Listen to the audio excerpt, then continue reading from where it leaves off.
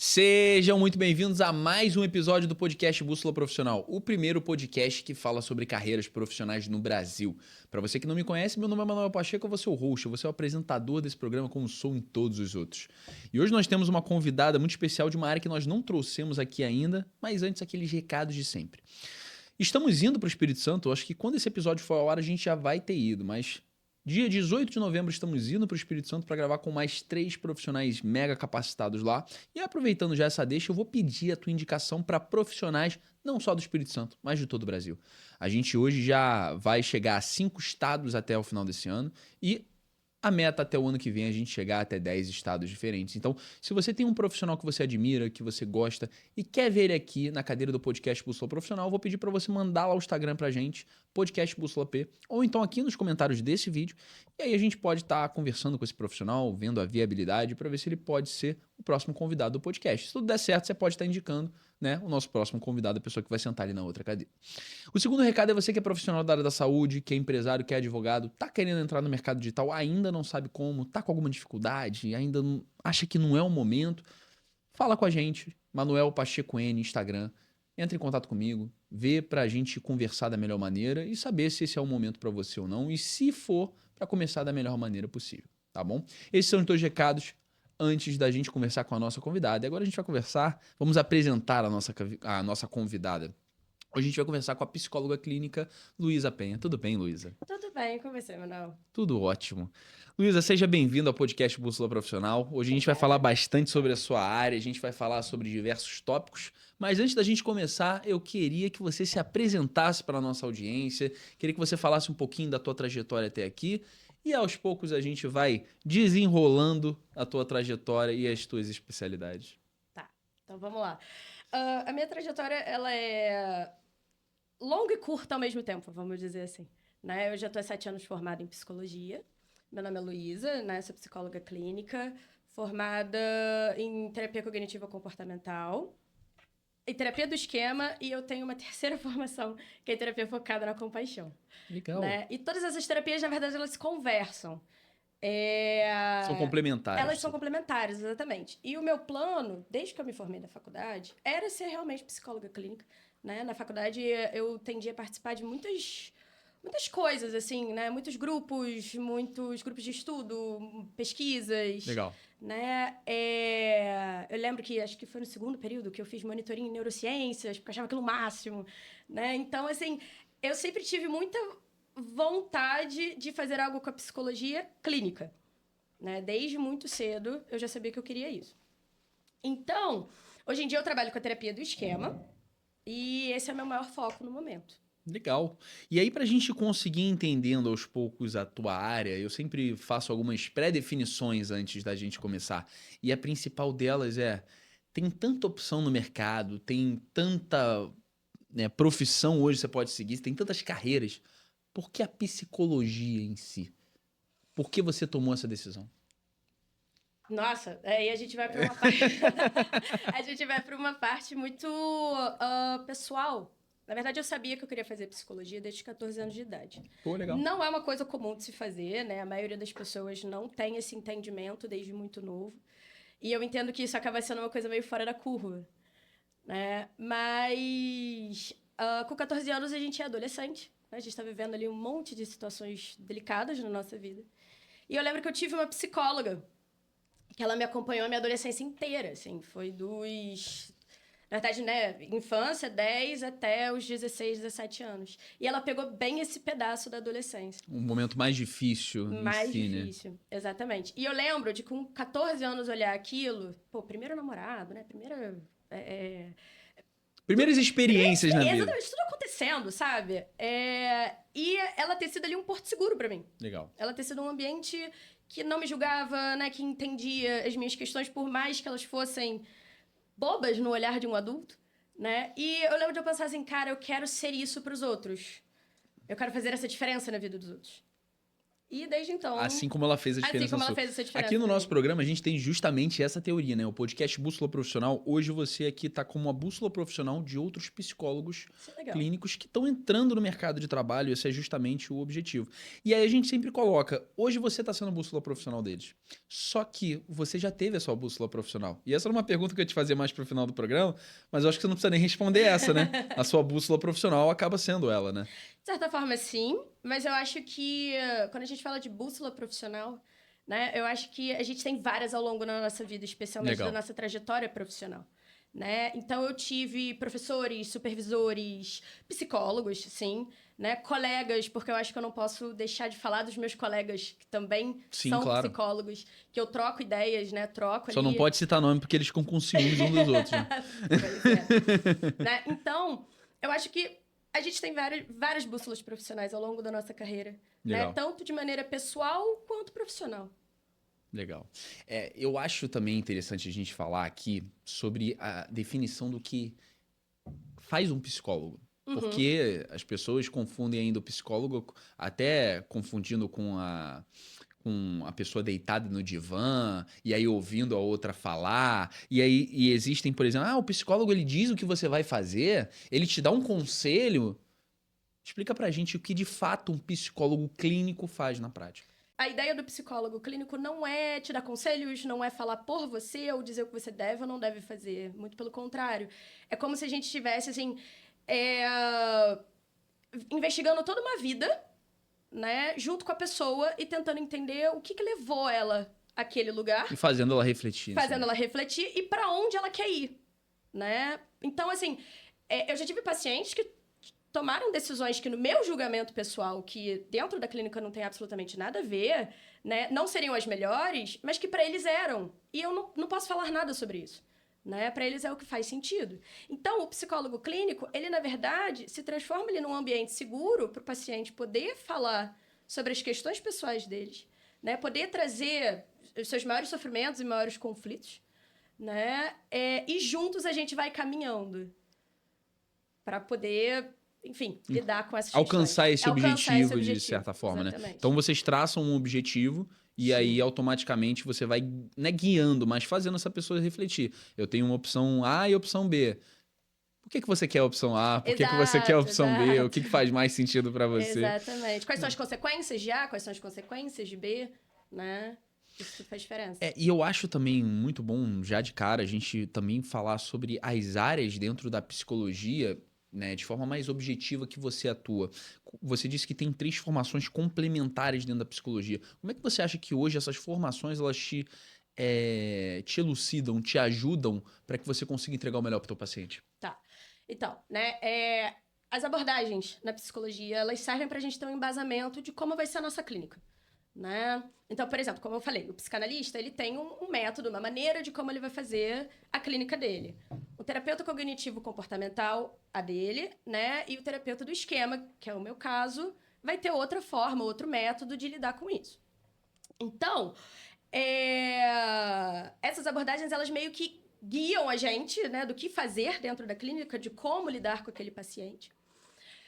E a TCC, né, Terapia Cognitivo-Comportamental, que foi por onde eu comecei, ela é uma abordagem extremamente estruturada, né? Ela lida muito com protocolos, é onde a gente tem ali muito um entendimento mais de pesquisa, busca por evidências, né?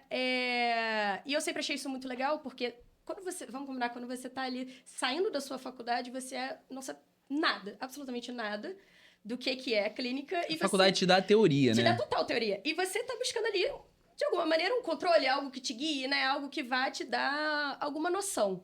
E a TCC me deu isso, né? Então, eu comecei por ela. Inclusive, a minha primeira psicóloga, né? Essa psicóloga que virou o meu exemplo, era a TCC. Só que eu fui vendo que talvez fosse enrijecido demais para mim, né? E aí, eu acabei migrando para a terapia do esquema, que faz parte das terapias cognitivas, né? Então, a terapia do esquema, ela é muito recente, acho que ela é dos anos 90, se eu não me engano. Né? E ela vem ali muito como uma resposta às críticas que existiam na TCC. Né? E eu uma forma mais alternativa, talvez, de tratar? Isso, porque a terapia do esquema, ela não só tem base na TCC, como ela tem base na psicanálise, na gestalt terapia, né? E na teoria do apego. Ela bebe de todas as fontes. Ela assim, bebe pode de ser. todas as fontes, exatamente. E aí depois eu migrei para terapia, não é que eu migrei, né, mas eu quis também fazer uma formação em terapia focada na compaixão, porque essa abordagem é muito legal a partir do momento que ela leva mais em consideração a neurociência, né? Então, a gente começa a entender o funcionamento das pessoas baseado literalmente no nosso cérebro. Entendi. Né? E questões evolutivas que vão ali ajudando a gente a entender por que a gente tem, às vezes, comportamentos tão primários, né? Ou tão curiosos, vindos das emoções ou coisas do gênero. E você atende hoje mais os teus pacientes, eles são mais crianças, adolescentes ou eles são adultos, de maneira geral? Eu atendo adultos, Aham. tá? Adultos e adolescentes, né? Jovens ali. Mas hoje em dia, mais adultos. Todos os meus adolescentes já cresceram, digamos assim. E, de certa forma, eu acho até legal a gente falar sobre isso, porque hoje os jovens, de certa maneira, se já era, vamos dizer, a gente provavelmente ali não tem uma diferença muito grande de idade, mas a gente, né, de certa forma, tem um tempinho já, que a gente já tá na área, na profissão. Quando a gente era adolescente, a gente tinha alguns problemas. E hoje os problemas da sociedade são completamente diferentes, pelo menos é o que eu acredito. Isso aí você que vai dizer pra mim. Tô seguindo uma linha de raciocínio. Certo. Os problemas hoje são muito diferentes e o que a gente vê são os adolescentes sempre retratando muita crítica, exclusão. Os adolescentes de hoje, eles se apegam muito a isso. Se certo ou se errado, a gente não sabe, mas eles se apegam muito a isso. Você recebe muito essas demandas no teu consultório dos adolescentes chegando e se sentindo muito criticados, se sentindo muito pressionados. Como é que funciona essa abordagem hoje no teu consultório? Sim, né? E eu acho que isso é uma questão da adolescência, tá? Isso não é exclusivo da geração atual. Né? A adolescência ela é marcada ali por um período muito complicado e muito complexo, em que a gente está tendo não só muitas mudanças hormonais, né? Mas uma das principais estruturas do nosso cérebro não está formada, que é o córtex pré-frontal, que é onde a gente tem ali, né? A gente tem o funcionamento da aprendizagem, né? O controle das emoções, planejamento. E o adolescente, vamos usar o exemplo, os divertidamente ali estão tudo bagunçado, sabe? né? Nada funciona direito ali. Então é muito comum, a partir do momento que essa área não está exatamente formada, né? Você vê ali comportamentos muito mais impulsivos, uma necessidade muito maior por estímulos, né? Aquela necessidade por dopamina, por excitação. E, logicamente, total inconsequência, né? Onde eles mais se perdem porque eles realmente não têm essa noção de planejamento, né? E muito menos de raciocínio crítico. Lógica. E é mais interessante ainda a gente entender quais são os desafios, tirando esses que você colocou agora, que os adolescentes mais enfrentam, eles mais chegam com esses problemas no teu consultório. Então, eu disse, né, que a adolescência ela era marcada ali por alguns desafios mais específicos. Sim. Né? E um desses desafios é realmente essa noção de pertencimento. Os adolescentes, eles querem muito pertencer a um grupo, eles querem muito ser gostados por um grupo. E isso é extremamente normal na faixa etária. Quem não quer ser amado, né? Quem não quer ser gostado, quem não quer ser... Quem não quer ser relevante. Perfeito, quem não quer ser relevante. É. Né? Então, é comum chegar no consultório, e aí eu falo na minha clínica especificamente, muito esse questionamento, né? Seja o paciente sofrendo bullying, seja o paciente fingindo ser uma coisa que ele não é, né? Para poder encaixar dentro de um grupo. Muitos medos ali do tipo, o que os meus amigos vão pensar sobre mim porque eu não faço ou porque eu não gosto, né? Então, é muito comum esse tipo de questão. E de percepção também, E de né? percepção. Exatamente. Pô, na adolescência é tudo muito mega, né? Pra gente que é adulto, algumas dessas questões, elas são minúsculas, elas são bobas. Quantos pais já viraram pra mim e falaram, cara, meu filho reclamou porque ele não tinha, sei lá... Ele não queria fazer o dever de casa, ele queria jogar videogame. Para um pai, isso é besta, né? Mas para um adolescente, isso é tipo assim, cara, mas é o meu tempo de diversão, né? É o tempo que eu tenho com os meus amigos, é o que eu quero fazer. Então, guiar o paciente por esse lado é muito difícil, né? É muito difícil. Pois é. E aí, é justamente isso, você tem que ir acessando as camadas, né? Porque ele chega com uma máscara. Sim. E o teu objetivo é fazer essa máscara cair pra conseguir ajudar ele. Porque se essa máscara continuar, você não consegue E ajudar. aí, pensa, né? Assim como o adolescente quer ser gostado pelos seus pares, na escola, na vida, quando eles chegam na terapia comigo, é a mesma coisa. Eles buscam a tua Eles aprovação também. buscam a minha aprovação, né? Legal. Então, às vezes vira assim, falando coisas ou dizendo que fez e aconteceu, Contando vantagem. contando vantagens, né? Que a gente tem que ficar muito atento. Porque Até pra traçar um perfil daquele paciente, de maneira geral. exato, né? E aquilo, por que você quer a minha aprovação, né? Por que você tem essa necessidade? O que me torna tão relevante na tua vida para você querer a minha aprovação? Exatamente. Né? É o famoso querer agradar a todos, né? E o mais legal disso que você falando realmente faz muito sentido do que eu sempre, né? A gente, quando é adolescente, a gente não percebe isso. Mas hoje, a gente, como adulto, vendo outros adolescentes, é muito engraçado como um adolescente ele tem pressa de crescer. Sim. E aí é justamente como que você falou, né? Ele quer pertencer a algum grupo. E ele fica excluído do grupo dos adultos. E aí ele quer crescer rápido para estar naquele grupo e ser uma pessoa relevante, né? Sim. E eu acho que também tem um fator curioso, né? E aí, eu não sei se você se sentiu assim, mas depois que eu fiz 30 anos, eu me senti muito com aquela noção assim, caraca, eu tenho todas as responsabilidades do mundo, mas ao mesmo tempo eu tenho toda a autonomia do mundo. É verdade. Né? Isso é assustador. Isso é assustador. Então, assim, eu tenho autonomia financeira, eu tenho autonomia na minha vida, eu faço as minhas escolhas, as minhas decisões. Então, um adolescente vê um adulto assim, ele fala, cara, eu quero isso. Eu quero isso. É óbvio que eu quero isso, porque ninguém leva a minha voz a sério, ninguém acha relevante o que eu tenho, né, para dizer ou para fazer. Então, cara, é lógico que o adolescente quer ser um adulto. E o mais legal disso é que ele não sabe os boletos que chegam, né? Né? Dessa relevância, né? É que nem quando a gente era criança, né? E falava assim, pô, me vê R$2 aí. E aí o adulto virava pra você e fala, cara, não tenho. E aí hoje a gente é o adulto e fala, eu também não tenho. Eu também não tenho. Não, e o que eu acho isso muito legal na tua fala é que realmente o adolescente querendo essa aprovação o tempo inteiro e às vezes a pessoa não dando, ele se sente julgado. Ele Sim. se sente criticado, Sim. ele se sente inferiorizado. E aí a gente volta lá no início da tua trajetória, você com 14 anos, olhando pra tua psicóloga e falando assim, ela não me critica, Ela me ela entendeu. não me julga, ela me entendeu. Exato. E não é nem sobre, às vezes, falar qualquer coisa, dar um conselho, ela só me ouviu. Exato. Porque às vezes um pai, uma mãe, que às vezes não tá preparado pra ser pai, que não tá preparado pra ser mãe, que não sabe como é, às vezes meio que pode ridicularizar a queixa do filho. Sim. Me explica, isso aí realmente acontece? Essa é uma queixa frequente no teu consultório? Cara, então, acontece, né? E você tocou num ponto que eu acho que é muito importante, né? Ninguém nunca tá preparado pra ser pai. Ninguém. Pai, mãe, a gente não sabe o que é ter filhos até ter filhos. Eu não tenho filhos, né? Então, quando eu empatizo com os meus pacientes que são pais e eu faço orientação de pais, eu deixo isso muito claro, eu não sei o que é ter filhos, então eu não sei o que são os seus desafios, né? Mas eu entendo que você está sofrendo e eu posso eu posso tentar te ajudar a caminhar nesse processo. Porque eu já fui adolescente, eu já fui criança e eu sei quais são as necessidades que uma criança tem, né? Então, quando chega pais para mim pedindo orientação de como lidar com os seus filhos, acho que a primeira coisa assim que eu tento fazer com eles é mostrar que as necessidades dos filhos são tão importantes quanto as necessidades dos pais, Mas que são diferentes. mas que são completamente diferentes. E tá tudo bem? Justamente por isso, né? Você pensa...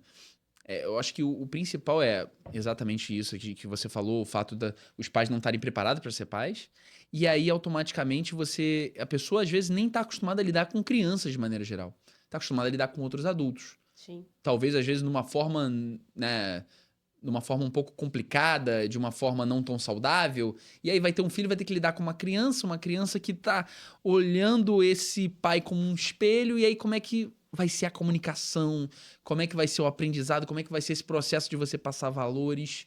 Sim. Você atende, né, na forma do teu atendimento, além dessa orientação para os pais, você pega os dois lados, né? Tanto Sim. o pai que tem um filho e o filho que tem a reclamação Sim. do pai, entre aspas. Né? E assim, o tratamento é completamente diferente, né? Porque aquilo, quando eu lido com o adolescente, né? Eu não trabalho com crianças, mas quando eu lido com o adolescente, eu sou total time daquele adolescente. Quando eu lido com os pais, eu sou o time pais, né? Por quê? Porque a gente está falando de contextos diferentes, realidades diferentes. Eu não posso virar para um pai e falar, você tá errado, porque você tem que fazer não sei o que lá pro seu filho. né? Eu tenho que entender com ele se aquele comportamento dele está sendo saudável para o filho dele e para a relação deles ou não.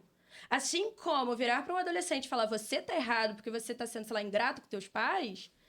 Olha que cruel é isso para um adolescente. Eu também não posso fazer isso, né? Então, é mostrado tipo, pô, se fosse o contrário, você iria gostar? Né? Se alguém te tratasse da maneira que você tratou teus pais, você iria gostar? Sei lá, batendo a porta na tua cara, né? Então, são maneiras de tratar totalmente diferentes dentro da realidade, do contexto daquela pessoa. Por isso que todo tratamento de psicologia ele sempre vai ser individual. Né? Ele sempre vai Entendi. ser personalizado. Tem que ser de acordo com a personalidade daquela pessoa. E como é que funciona, por exemplo? Tá, beleza. A pessoa ela marcou uma consulta contigo. Uhum. Como é que funciona a estrutura da tua consulta? Você começa querendo conhecer o paciente, depois você busca, né, colher primeiro informações e depois você tenta fazer ele refletir. Como é que é mais ou menos a estrutura do que você faz Tá. hoje?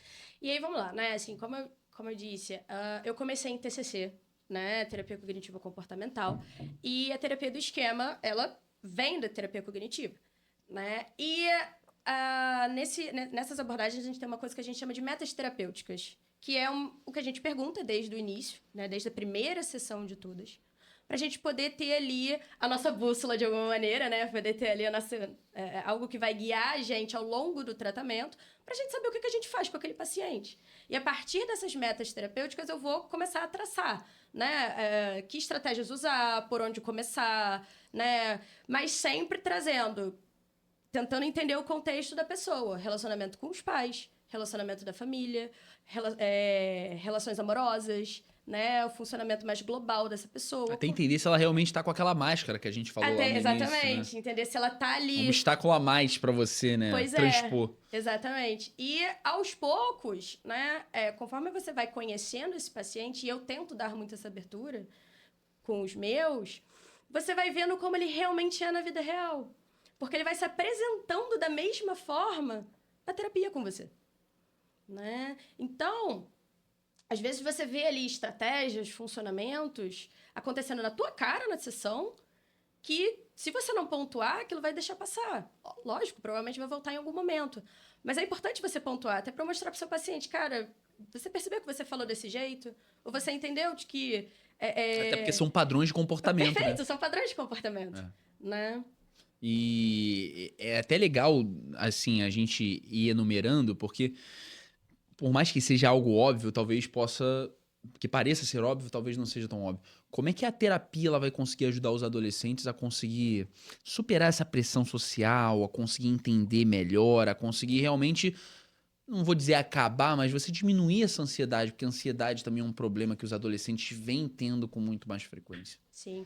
Então, né, é aquilo que eu falei, assim, né? O terapeuta, de modo geral, ele tem ali algumas competências que ele precisa para poder clinicar, né? Não só na parte mais estrutural, né? Assim, quais técnicas usar, né? Como, enfim, lidar com a sua clínica, mas, e aí eu considero super importante, né? A própria relação terapêutica. Como que esse vínculo vai se dar, como que essa relação vai se dar.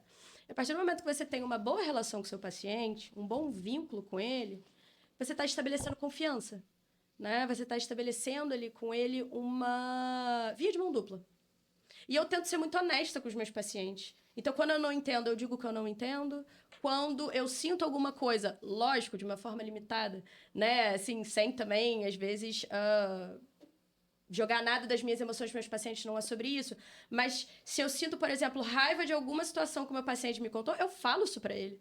Né? Tipo assim, cara, eu tô te entendendo, eu estou sentindo com você. Então, quando a gente consegue fazer isso, a gente vira, de alguma maneira, um modelo para os nossos pacientes. Especialmente para um adolescente. Um modelo de um adulto saudável. Né? Então, eu já tive vários... Por incrível que pareça, eu já tive vários pacientes, que foi muito legal, deles voltarem na sessão, sei lá, depois de uma semana ou algo do gênero, né? E falarem assim, caramba, Luísa, eu vivi uma situação X, né? Que eu só lembrava de você. O que a minha psicóloga falaria, né? Ou como a minha psicóloga iria me ajudar a lidar com essa situação. Ou talvez o que a minha psicóloga pensaria Ou sobre a que minha a minha atitude. psicóloga, exatamente, né? Eu tive uma paciente específica, ela era um amorzinho, que ela virou pra mim e falou assim, nossa, eu escutava sua voz na minha cabeça. Aí eu, gente, que responsabilidade, sabe? A responsabilidade que o psicólogo ele tem na vida de uma pessoa ele é muito grande. Ela é muito grande. E como é que você lida com essa responsabilidade? Então, quando eu saí da faculdade, eu lembro que isso é uma das coisas que mais me perturbava, né? Porque eu sentia que é literalmente uma vida nas suas mãos. E não deixa de ser, né? Até que uma vez eu conversei com uma psiquiatra e ela foi muito honesta comigo. Ela virou pra mim e falou assim, Luísa, a não ser que você fale algum grande absurdo, nada não pode ser reparado dentro da relação. Então, se você estabelece essa relação de confiança com o teu paciente, qualquer erro que você cometa pode sim ser reparado. Porque vocês estão criando um vínculo, né? E aí ela usou também uma metáfora comigo que eu achei muito legal, que ela escutou até, né, de um orientador dela, quando ela estudava, né? Que ela virou e falou assim, que ele disse, nós somos, né, profissionais da saúde, psiquiatras, psicólogos, nós somos cirurgiões que entram no cérebro das pessoas sem muito equipamento, né? Então, assim, a gente entra ali de luvinhas, digamos assim, porque a gente tem, né, as nossas abordagens que a gente se baseia, então a gente tem os nossos métodos, é lógico que a gente sabe o que está fazendo, porém, a gente não sabe o que vai encontrar ali.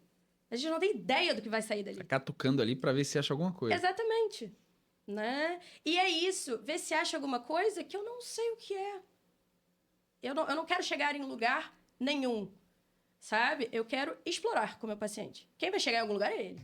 Ajudar ele a chegar em algum lugar, né? Exatamente. Não, e é uma responsabilidade muito grande, mas ao mesmo tempo é você entender, pelo menos na minha opinião, que você não vai tomar as decisões por ele. Você vai fazer com que ele reflita. Então, eu acho que o maior erro, talvez, de um psicólogo, olhando de uma forma bem leiga, seja não conseguir fazer o paciente refletir sobre aquilo que ele deveria refletir. Talvez, né? Porque você não vai dar um conselho pra ele de forma de faça isso, faça aquilo. Pelo que você me explicou, é completamente diferente. Sim. Você vai fazer a pessoa refletir sobre as próprias decisões, Sim. sobre os próprios objetivos. E eu acho que esse é o caminho, a reflexão. E não automaticamente você falar que vai fazer alguma coisa por ele. Então, não acredito que seja um grande erro nesse sentido. Acho que não pode existir um grande erro. Mas veja, até esse erro é reparável. Sim, entende? com certeza. Né? E isso é interessante também. Mas eu acho que também vale a pena a gente falar aqui, conseguir trocar uma ideia sobre essa relação, porque os pacientes eles vão chegar com demandas completamente diferentes para você, com demandas específicas. E você falou de uma coisa muito legal, que é sobre você criar o vínculo com o teu paciente. E aí eu não quero saber dos teus segredos, mas eu quero entender como é que se cria um vínculo com o paciente. Então, isso eu acho que é muito sobre honestidade, né? O que é criar vínculos? É se conectar. Então, quando você está conectado com você mesmo e genuinamente interessado no que o outro tem para te dizer, você já abre uma porta. Você estabelece uma conexão. Você estabelece uma conexão, exatamente. E é isso. Isso vai depender de todo psicólogo, na verdade, né? Então, assim, eu tendo, né, estabelecer vínculo com os meus pacientes, muitas vezes desse jeito que eu tô conversando aqui com você, né? Então, brincando, interessada no mundo dele, na vida dele, no que ele faz ou deixa de fazer. E nos pequenos detalhes também, que você vai conseguir. Nos pequenos detalhes, exatamente. Eu lembro uma vez, uma paciente minha me contou que o cachorro dela morreu. Eu chorei na terapia com ela, né? Porque pra mim aquilo ali foi muito triste mesmo. E quando eu chorei com ela, lógico, não foi aquele choro de balbuciar, mas caiu lágrimas, sabe? Sim, eu fiquei claro. realmente muito tocada. Ela virou pra mim e falou assim, Luísa, obrigada. Obrigada por você estar aqui comigo, sabe? Então, assim, criar vínculos é muitas vezes presença. Legal. Né? A gente trouxe aqui o psiquiatra, o Fabrício Caruso, e ele falou uma coisa muito legal. Eu perguntei pra ele, o psiquiatra chora? Aí ele virou e falou assim, o psiquiatra ele pode se emocionar, ele só não pode tomar a dor do outro. Sim. E aí ele falou assim, ele contou uma história, esse exemplo, inclusive ele falou assim, uma senhorinha que era minha paciente há muito tempo, ela já estava com Alzheimer, já estava com Parkinson, ela realmente estava numa situação bem complicada. E ela contou que o marido dela tinha morrido, que também era paciente dele. Oh, meu Deus. E aí ele se emocionou. Mas ela, no momento que ela se emocionou, ela chegou e falou assim, mas foi melhor pra ele. Aí o Fabrício disse assim, falou assim, Manuel, eu me emocionei naquele momento, mas eu não posso me emocionar mais do que ela, eu não posso trazer a dor dela pra mim. Então, se ela entendeu dessa forma, eu também tenho que entender que dessa entender forma, dessa sim. forma. E esse é o lance da conexão, né? Quando você conhece o seu paciente e você tá conectado com o que ele tá te contando, você vai sentir se você tem esse espaço para se emocionar de uma forma X ou não. Legal. Né? Então, por exemplo, se essa paciente estivesse contando que o cachorro morreu com uma entonação, né, de raiva, ou então de indiferença, eu nunca teria me emocionado, né? Mas não, ela Talvez estava teria chorando. sentido raiva dela.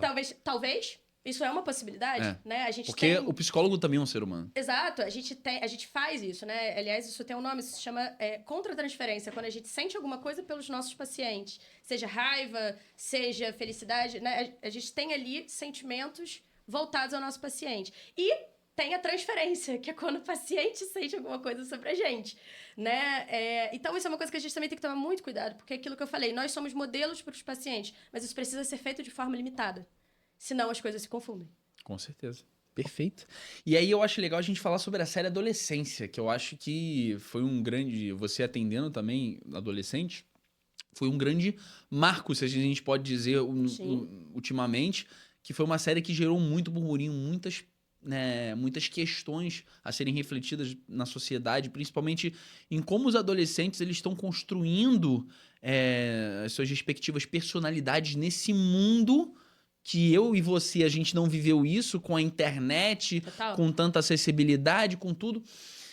Você acredita que realmente a série Adolescência ela conseguiu transmitir a realidade do que acontece nos dias de hoje para a gente entender como os adolescentes eles estão vivendo, aprendendo e se firmando suas respectivas mentes nos dias de hoje?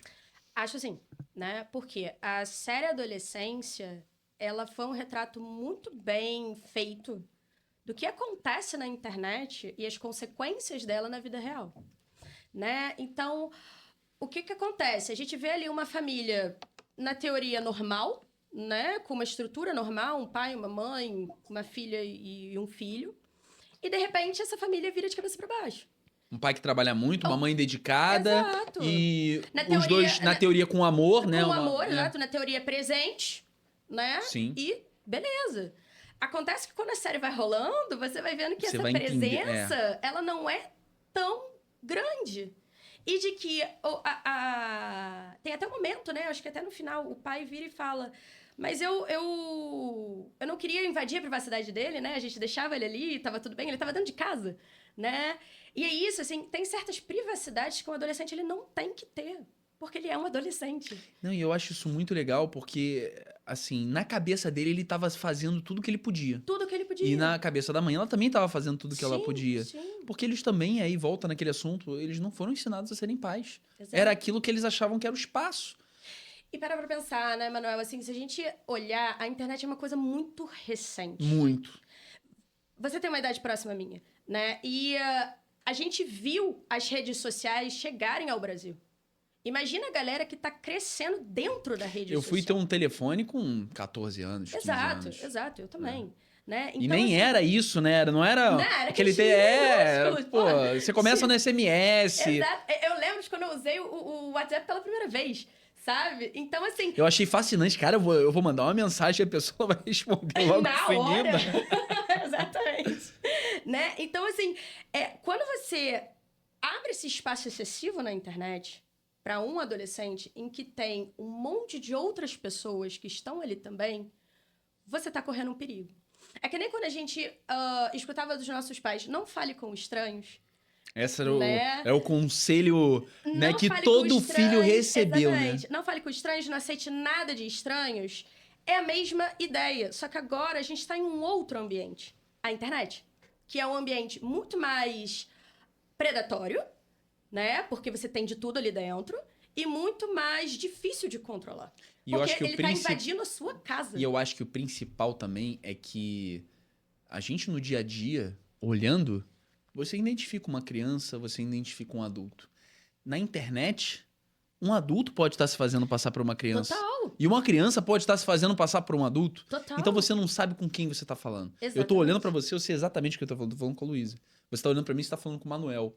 Só que se a gente estivesse na internet, você não poderia ter certeza que você tava falando com o Manuel e eu não poderia ter certeza que eu tava falando com a Luísa. Exatamente. E aí é que o jogo fica complicado, né? Porque eu não sei com quem eu tô falando do outro lado. Eu uso uma linguagem totalmente diferente. E aí, na própria série, a gente vê, né, que tem ali linguagens de emojis e sinais e de palavras que o adulto não entende, porque não é a realidade dele. Afinal de contas, ele não cresceu nessa realidade, né?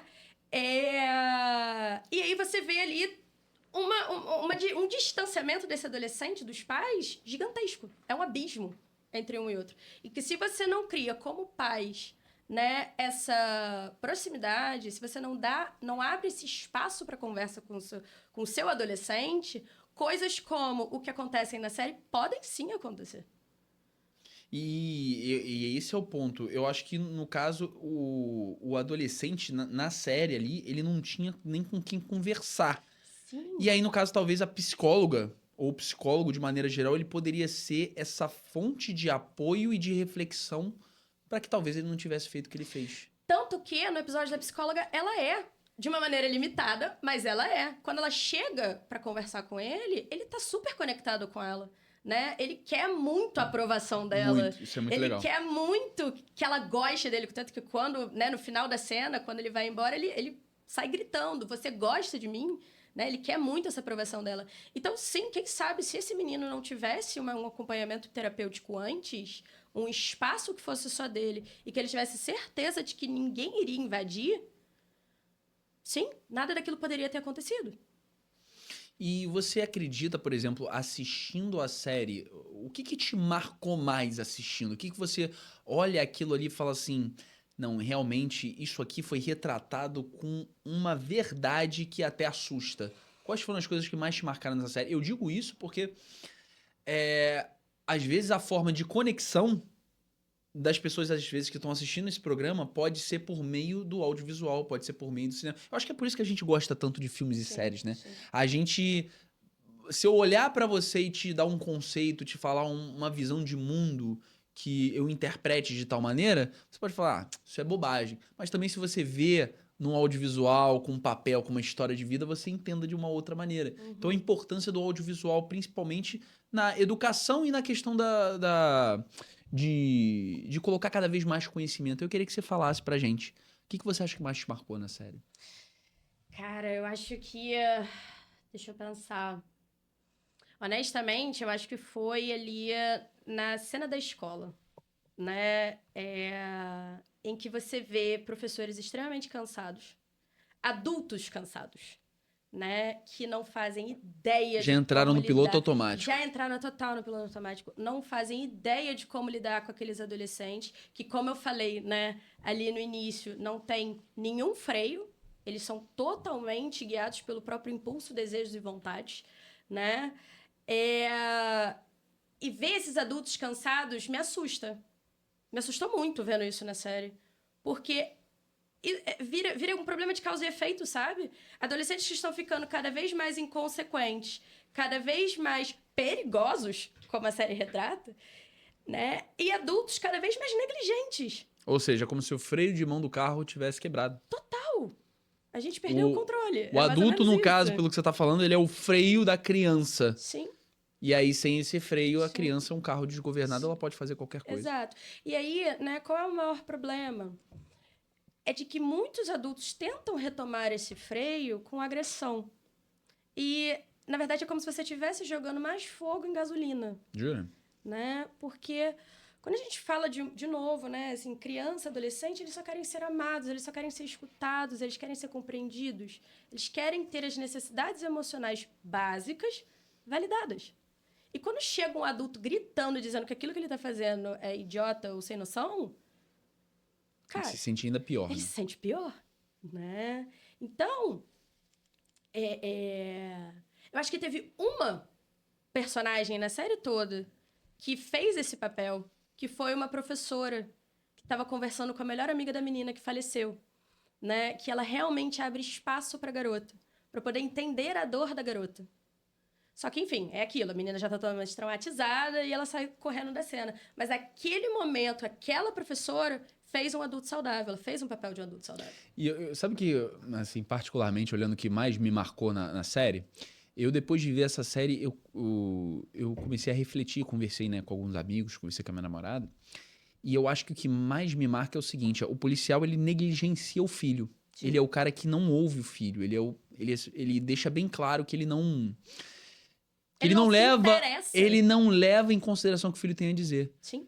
Mas o filho é quem mostra o caminho para que ele consiga se resolver, porque é exatamente isso que a gente falou, conexão. Sim.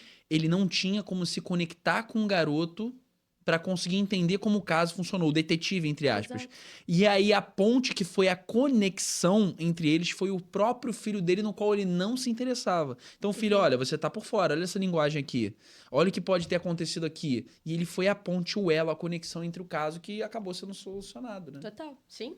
E Exatamente. eu acho também legal a gente falar sobre as questões que a série traz em questão dos desafios que os adolescentes têm hoje. Uhum. Como é que você acha que a série de fato retratou isso? Realmente os adolescentes eles estão com esses desafios de procurarem aprovações uns dos outros com base na linguagem, até que citou ali movimentos, né, como Red Uhum. Pill, como outros lados, para crianças, ou seja, movimentos criados por adultos sendo aderidos por crianças. Sim. Você acha que isso de fato está acontecendo hoje nas escolas e a gente não está percebendo? Sim. Sim, acho sim, porque é isso, assim, né? Quando você joga teu filho pra internet, né? Quando você abre esse espaço em excesso na internet,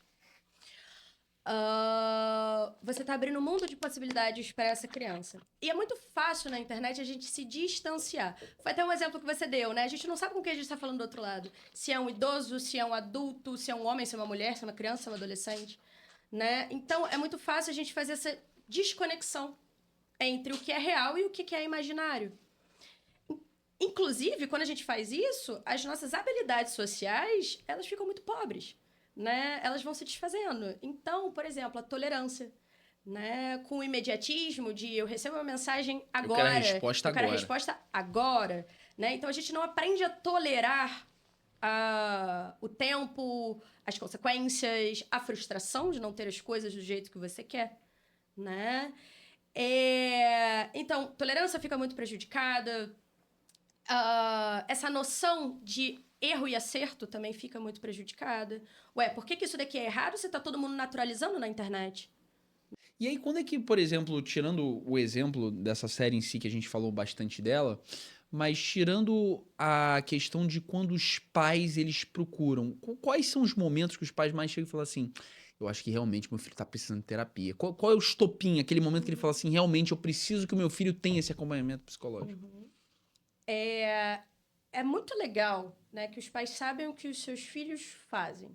Lógico, eu acho que é importante ressaltar que, né, assim, a gente precisa sim respeitar a privacidade de uma criança e de um adolescente, mas essa privacidade ela não pode ser algo sem freio. É isso que eu quero passar aqui, né? Então, sim, saber como é que tá a vida social dessa criança na escola, se ela tá bem, se ela tem amigos, se ela tá sofrendo bullying, se ela não tá, né? Se a quantidade de tempo que ela passa na internet, o que ela faz na internet, né? É frequente essa relação com a internet? Ela não consegue largar o telefone para nada? Se ela não consegue largar o telefone para nada, isso é um tanto preocupante, né? Ela consegue deixar esse mundo virtual de lado para poder, sei lá, aproveitar outras coisas do mundo real?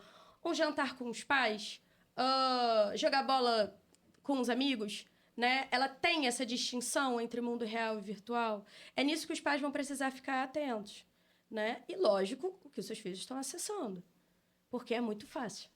E qual é o melhor momento que o pai tem que observar e falar assim, não, realmente, meu filho tá precisando de uma ajuda psicológica? Então, Um acompanhamento com um psicólogo. Porque, de fato, todos deveriam ter, se a gente for colocar em regra, sim. todos. Mas qual é o momento mais urgente? Mais urgente, eu acho que é no isolamento.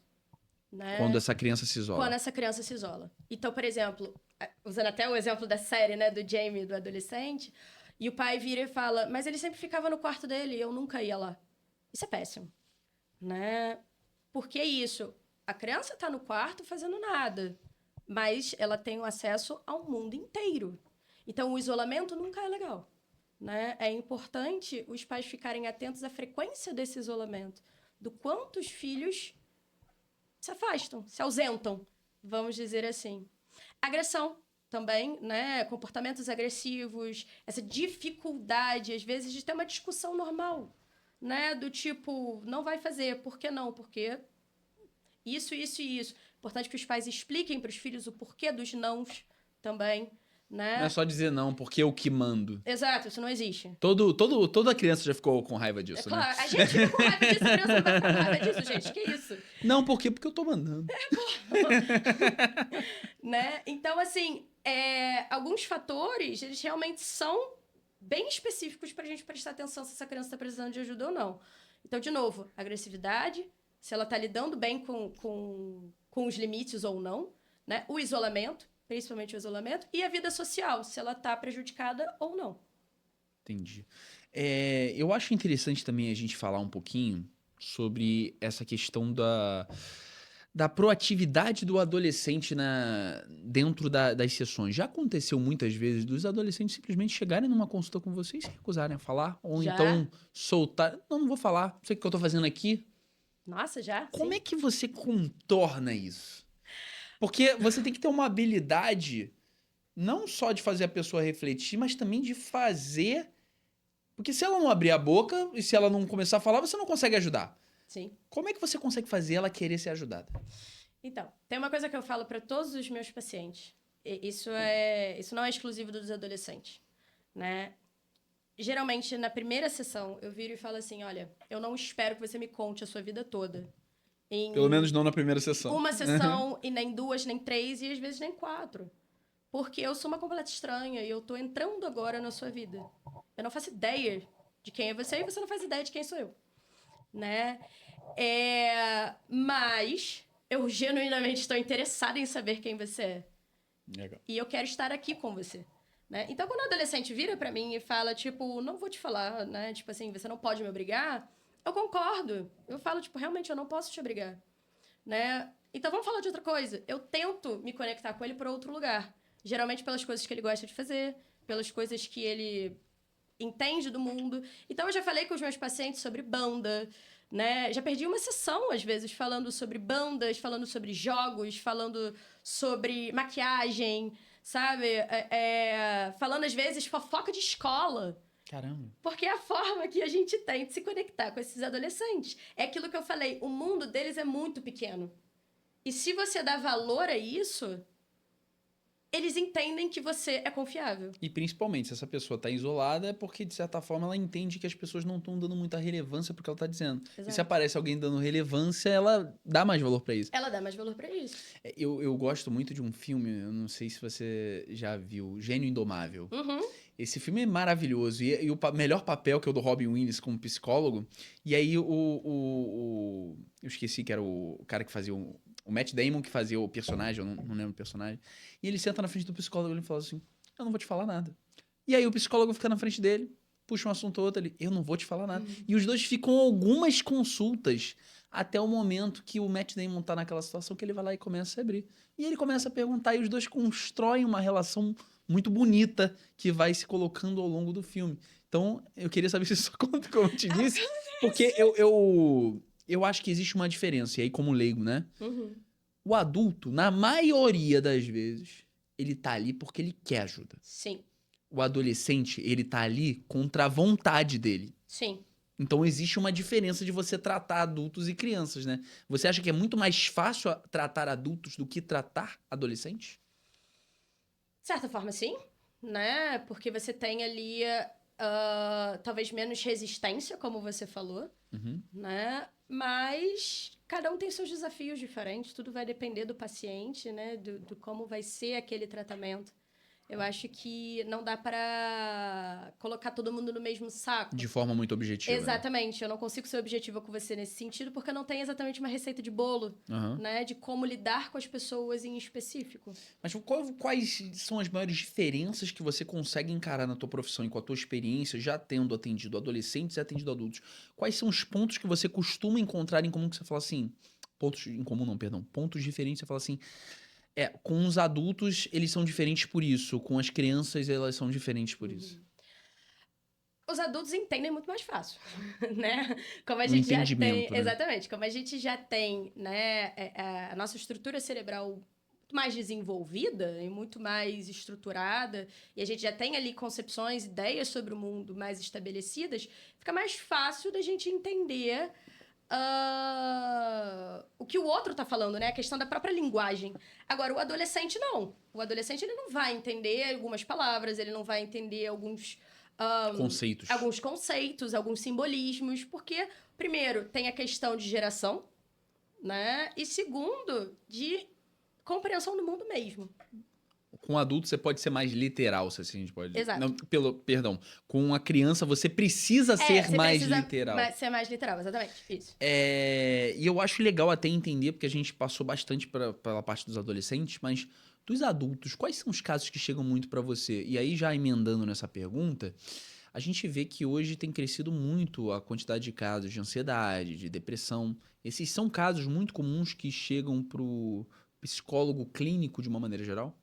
Sim, né? A ansiedade, ela tem sido ali um fenômeno, eu diria, né? Que está crescendo cada vez mais. E eu acho que é muito por esse efeito social da internet, né? Como a gente está sendo bombardeado por informações o tempo todo. E essa liberdade meio descontrolada, né? Do que a gente acessa ou não, né? Porque é aquilo, muitas vezes chega até a gente, não é nem a gente que procura, né? Isso vai gerando um estado de alerta para o nosso cérebro enorme.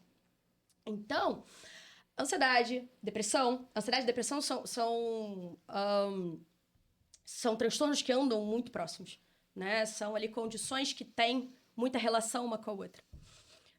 Então, isso tem aumentado muito, mas o que chega muito para mim, além dessas questões, ultimamente, né? Alguns transtornos de personalidade, que foi o que eu falei, eu sou terapeuta do esquema, e a terapia do esquema, ela surgiu para tratar essas condições, né? Muitos casos de neurodivergência, então, transtornos de déficit de atenção, o próprio autismo. TDAH, né? se fala muito hoje. Transtornos de déficit de atenção, é o TDAH, né? E, ultimamente, tem sido muito curioso, porque tem tido um efeito, e que eu acho muito bacana, na verdade, que tem me procurado muitas mulheres na área corporativa. Legal. Em cargos de liderança, né? E aí a gente vê um outro lado social... Demandas completamente diferentes surgindo, que é essa introdução da mulher no mercado, né? Com cargos de liderança, lidando com uma estrutura social completamente machista e problemática. E aí, fazendo toda essa costura que a gente está falando aqui, volta aquele adolescente que entra no conteúdo incel, na internet, que vai olhar para essa mulher com um tom de arrogância, né? Então, como você lida com isso? São dois efeitos sociais completamente contraditórios. Mas que vão explicando a situação em que a gente vive hoje, de maneira geral, né? Exato. Obviamente, os perfis de adolescentes são completamente diferentes, se a gente pode dizer assim, no Instagram, que é onde a gente, de certa forma, mais entra. Mas a minha prima, ela é mais nova, ela tem uns 16 anos. Uhum. E eu achei um fenômeno muito engraçado, eu até comentei isso com alguns amigos. A minha geração e a tua, a gente, né, postava foto no Facebook, no Instagram, a gente colocava as nossas fotos e pessoas passavam por ali, pessoas viam, e a gente nunca soube de quem viu ou não a nossa foto, a não ser que a pessoa deixasse um like, deixasse um comentário. Hoje, os adolescentes, eu vejo um fenômeno muito curioso, se assim a gente pode dizer, é que eles não colocam mais foto, por exemplo, no feed. Pode parecer uma coisa banal, mas não é. Eles não colocam uma foto onde qualquer um possa ver. Eles colocam nos destaques. Por quê? Porque toda pessoa que sabe quem vê. Então, você vê mais uma vez, eu quero saber quem viu a minha foto. É ver e ser visto. Eu quero saber como eu vou. E eu tenho sentido também que os adolescentes, a gente vendo, tem cada vez colocado menos fotos com medo do julgamento das outras pessoas. Então, ou você se acha o mais bonito, a pessoa mais atraente do mundo, ou então você não coloca quase nada. Sim. Tá tendo um efeito muito curioso na internet, né? Que é aquilo que eu falei, assim, né? Essa distância entre realidade e mundo virtual. Você acha que isso está aumentando cada vez mais? Isso tá aumentando cada vez mais, né? Então é aquilo. Eu crio uma persona na internet que eu gosto.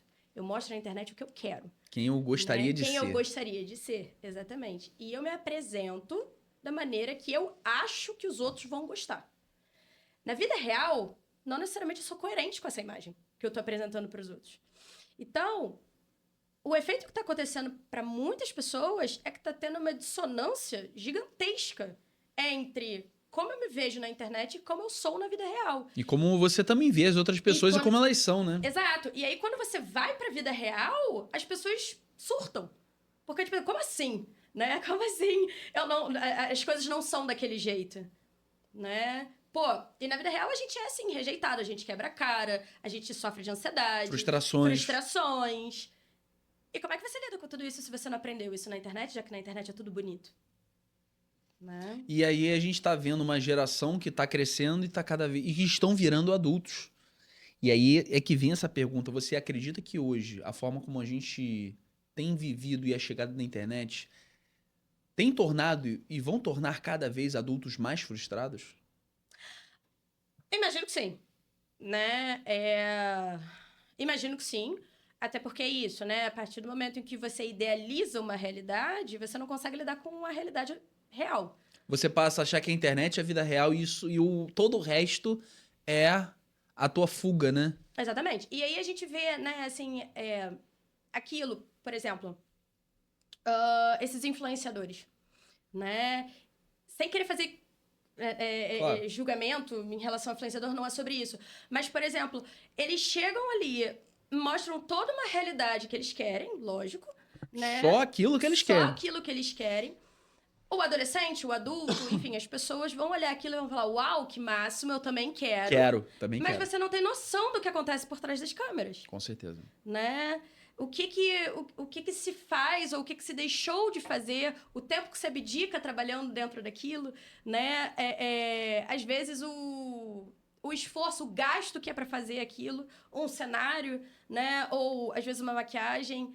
E é Toda isso. uma superprodução, né? Uma superprodução. E é isso, assim, acho que sim, acho que os adultos eles vão ficar cada vez mais frustrados justamente por essa lógica do imediatismo. Na internet tudo chega muito pronto, é tudo muito bonito, é tudo muito perfeito. Eu tenho essa discussão aqui com alguns médicos, né? Essa conversa com alguns médicos que sempre que vêm aqui também, que estão acostumados a lidar de certa maneira com outros residentes da área médica, que a faculdade de medicina a gente sabe que demanda um tempo de formação maior.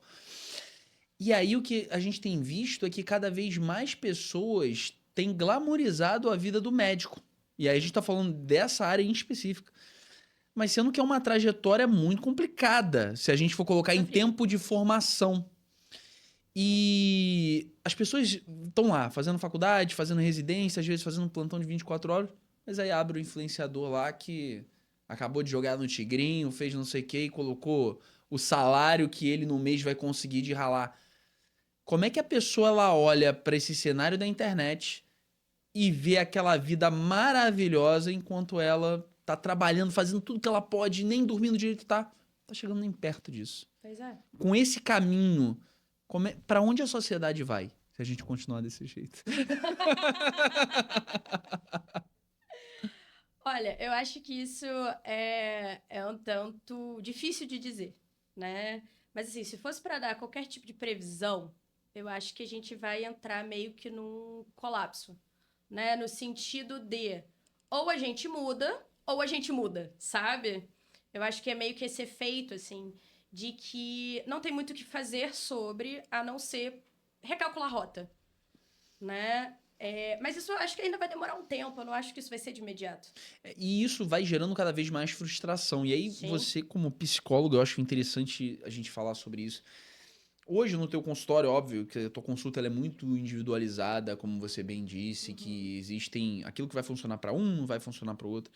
Mas quais são as estratégias que você costuma dar de uma forma mais geral para os teus pacientes para eles conseguirem lidar com as frustrações, com essa autossabotagem, com às vezes a desistência? Quais são as Uhum. estratégias hoje que você mais... Ah, bom, eu acho que primeiro a gente se auto-perceber, né? Se a gente não se auto-percebe dentro do que a gente está vivendo, não tem como você lidar com as suas próprias frustrações, né? Porque você nunca vai saber quais são elas. Perfeito? Você nunca vai saber quais são elas. Então, se auto-perceber, eu acho que é muito importante. Se conectar com as suas próprias emoções, né? Então, no sentido assim de, caraca, viver uma situação horrível, estou sentindo raiva. Eu tô sentindo raiva, né? Entender, aceitar essas emoções. Porque a gente também julga muito o que a gente sente e deixa de sentir, né? A sociedade ela ainda rejeita muito emoções de uma maneira geral, especialmente aquelas que ela considera negativas, entre aspas. A raiva é uma delas, por exemplo. Então, aceitar de que às vezes as nossas condições, as nossas emoções são da maneira que elas são, é mais fácil da gente lidar com elas do que ficar tentando lutar contra elas, né?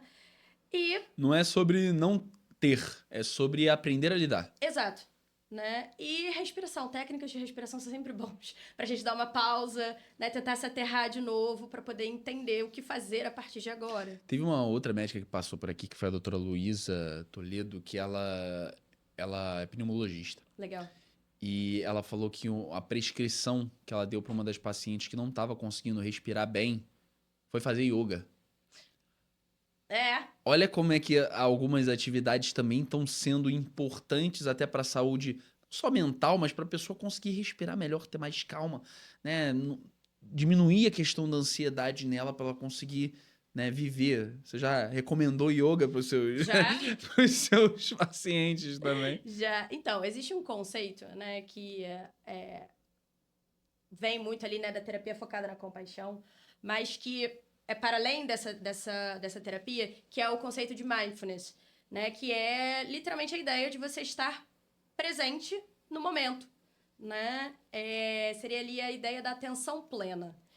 E é isso. Às vezes a gente, para estar presente no momento, é na respiração, é fazendo alguma prática meditativa, né? Seja no yoga ou não. Existem práticas formais como o yoga e existem práticas informais como respirar 5 vezes, né? Como ali exercícios usando os sentidos. Eu adoro passar para os meus pacientes esses exercícios, né? Então, por exemplo, do tato, de você sentir o que está na sua mão, as suas mãos, aterrar os seus pés no chão, né? Tudo isso ajuda a gente a se autocentrar de novo, a entender o que está acontecendo agora. Os antigos, se assim a gente pode dizer, sempre falavam: calma, respira fundo. Tem alguma Isso validade. tem alguma validade, né? E aí eu Tem. acho legal também te falar o seguinte, já ainda pegando, né, o trecho das redes sociais, eu acho que as redes sociais elas vão ter um efeito especial para o adolescente e elas vão acabar tendo um efeito diferente para o adulto, porque, né, são formas diferentes de ver a vida. Uhum. E eu acho que o adulto, por parte das redes sociais, além do imediatismo, eu acredito que a crítica, a autocrítica seja muito forte no adulto hoje com as redes sociais. E aí, como é que a gente consegue, né? A gente consegue treinar a mente para ser menos autocrítico? A gente consegue se cobrar menos?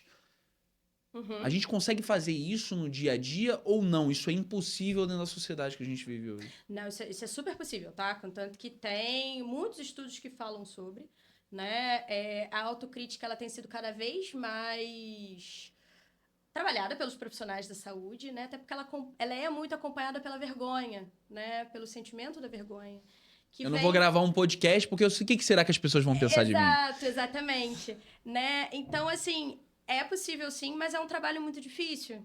Por quê? Porque a nossa mente já foi treinada ao longo dos anos, muitas vezes desde muito jovem, a entender de determinada forma. Então, é como se fosse assim, o nosso cérebro, ele gosta de coisas muito certas, né? Então, ele cria ali coisas o mais automáticas possíveis, né? No sentido de não tenho que pensar muito sobre, então só vai. E a autocrítica, ela entra muito nesse lugar. Então, se a gente não tá atento, se a gente não tá se auto-percebendo, tendo essa autoconsciência, a gente vai se criticando e vai tendo cada vez mais sentimentos ruins. E isso é químico, né? Porque em estresse a gente libera cortisol. E cortisol é altamente tóxico para o nosso organismo em excesso. Então, a gente tem que ter esse cuidado, né? Tem que estar ali se olhando, mas eu não falo se olhando de uma forma crítica ou vigilante, mas é muito de uma forma de autocuidado mesmo, sabe? De curiosidade, de tentar se entender, né? E tudo aquilo que a gente aprende, não é que a gente vai necessariamente desaprender, mas tem como a gente aprender formas novas. Então, se eu aprendi a ser muito autocrítico, eu posso aprender a ser um pouco mais gentil comigo mesmo. Perfeito. E olhando de uma maneira geral, assim, se a gente fosse não é um resumo, porque seria cruel até a gente já tá aqui, já passamos de 1 hora, seria cruel dar um resumo, mas dentro de tudo isso que a gente falou, se aquele pai, se aquele adulto, aquele pai que tá precisando pro filho, e se aquele adulto que tá precisando pra ele de terapia, e mesmo assim ele reluta contra isso, ele não quer, ele acha que pra ele não funciona, o que que você diria pra essa pessoa que ainda acha que a terapia não funciona pra ela ou pra um membro da família, pra um filho, pra um sobrinho? Honestamente? Honestamente. Eita! Tudo bem, né? Porque é aquilo, assim, não tem como você engajar numa terapia se você não quer, né? Não vai ser eu que vou forçar uma pessoa a não querer fazer terapia. Porém, procure saber o porquê que você não quer fazer terapia, né? Talvez você esteja com medo de catucar algumas coisas Exato. ali, né? Procure entender o porquê que você acha que terapia não é para você, né? Por que o seu filho, por exemplo, não se beneficiaria com uma terapia? Será que isso não é uma opinião sua? Será que o seu filho realmente não quer? Às Né? vezes teu filho nem sabe que Às precisa. E vezes seu aí filho cabe nem sabe. você como Exato. responsável, né? Exatamente. E eu acho que tem também uma coisa assim que os pais têm que tomar um certo cuidado, porque, de modo geral, a gente tenta lidar muito, né, as coisas nos extremos. Então, se não pode, não pode, tira tudo. Se pode, pode, deixa tudo. E não é assim, não deveria ser assim. As coisas precisam de um equilíbrio. Então, até voltando ao gancho das redes sociais, né? Ninguém está aqui falando para você tirar tudo do seu filho. Ninguém está dizendo para você alienar o seu filho. Não é essa a ideia. Até porque se você faz isso, sim, aí você vai estar acabando total e completamente, inclusive com a socialização do seu filho. Porque é inegável, a internet tem sim esse papel. Na Você vai deixar ele adolescência, cada vez mais exatamente. isolado. Na adolescência, na fase adulta, você vai deixar ele cada vez mais isolado. Então é isso. Não é tirar tudo do outro, mas é saber equilíbrio, né? Saber dosar. Legal. E aí a gente, entendendo isso, a gente surge com um próximo tópico que não tem como deixar de falar, principalmente ligado a esse primeiro. O motivo pelo qual a pessoa, depois de saber de todas essas informações e se viu o podcast, chegou até aqui, mesmo assim acredita que a terapia não é necessária, tem algum preconceito ali escondido. Claro. E aí, obviamente, a gente entra num tópico de que, dos 10 anos pra cá, eu acredito que a conscientização sobre a importância da terapia e do psicólogo de uma maneira geral, ele tem aumentado muito. Mas você ainda vê algum preconceito, você ainda vê muita gente realmente falando assim, psicólogo é coisa pra doido. Você ainda vê isso com frequência, mesmo nos dias de hoje, 2025? Sim, sim, sim. Especialmente de gerações mais velhas, né? Você vê muito esse discurso, né? Isso tem se amenizado. E se não tem esse discurso, claro, vem muito numa forma do tipo, eu faço terapia porque eu sei que é importante, mas a minha família não pode saber. Né? Ou seja, o medo do julgamento. É o medo do julgamento. É autocrítica. Né? Minha família não pode saber. Minha mãe, o que a minha mãe ou meu pai vão pensar se eles souberem que eu estou fazendo terapia? Né? Então, ainda existe muito, infelizmente, esse preconceito. E, de certa forma, o que você acha que a gente poderia fazer, de uma maneira geral, para que esse preconceito não existisse mais? Quais são as medidas que a gente poderia tomar, de uma certa forma? Porque a pessoa ela tem medo de falar para os pais que ela está fazendo terapia. Uhum. Ela tem medo de falar, às vezes, para o amigo que está fazendo terapia. Esse medo do julgamento. Como é que a gente vence esse medo do julgamento? Uhum. Então, eu acho que abrindo espaço para conversa. A gente tem aberto espaço para muitas conversas, né? E várias pautas sociais importantes estão sendo discutidas, estão sendo conversadas. E esse assunto de terapia não deixa de ser uma delas, né? Então, quando você abre espaço para conversa e você vê que o seu amiguinho também faz terapia, opa, talvez não tenha problema eu fazer. A gente vai se reconhecendo no outro, É mais uma vez aquilo que a gente né? falou lá atrás. Se o fulano tá xingando a amiguinha, Por que que eu eu não também posso posso. fazer? Exatamente. Mas se esse foi o lado ruim, vamos trazer pro lado bom. Se o meu amigo tá fazendo terapia e olha como é que ele tá bem, por que que eu não posso estar fazendo também? Exato. E esse é o lance, né? Quando a gente fala de sociedade, a gente normaliza uma série de coisas Que não que deveriam ser não normalizadas. deveriam ser normalizadas, mas outras precisam ser normalizadas, né? E eu acho muito legal, essa é uma parte, né, do programa que a gente sempre... Na tua área vai ser um pouco difícil de fazer isso, porque a gente tem que tomar muito cuidado com as informações aqui que serão dadas. Uhum. Mas isso é um ponto que eu mais gosto de trazer aqui no programa, que é saber, ao longo da tua carreira, você já teve alguns casos que mexeram com você. Já. Qual foi o caso, sem citar nomes, sem citar o mínimo de dados possíveis? Qual foi um caso, uma história que mexeu muito com você? Que você falou assim, cara, isso aqui mexeu comigo, mas eu consegui ajudar esse paciente. Um resultado transformador que você tenha tido na vida de alguém. Eita. Ahn, Então, eu não sei dizer algum caso transformador de ter ajudado, Aham. né?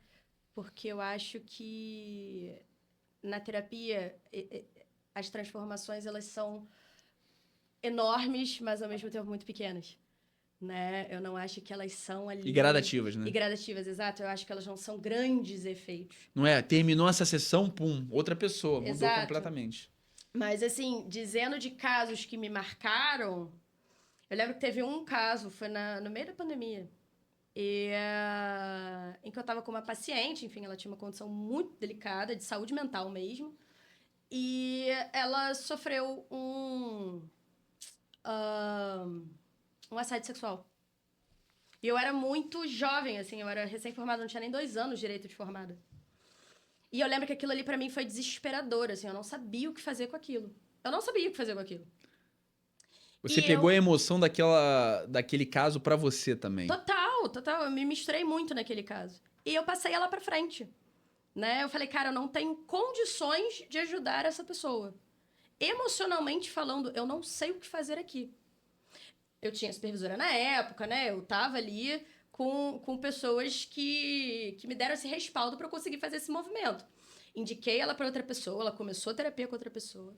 E eu lembro que logo depois disso eu tive um burnout, né? Caramba. Foi o meu primeiro burnout em que eu não sustentei emocionalmente, assim, eu não consegui lidar com aquilo por causa da minha própria autocrítica. Sem contar que era pandemia, era o primeiro ano de pandemia, eu estava trabalhando muito, né? As emoções de todo mundo ficou à flor da pele naquele período, né? E eu acho que foi isso, assim. Eu acho que talvez a coisa mais transformadora que eu poderia ter feito para ela foi ter dado um passo para trás.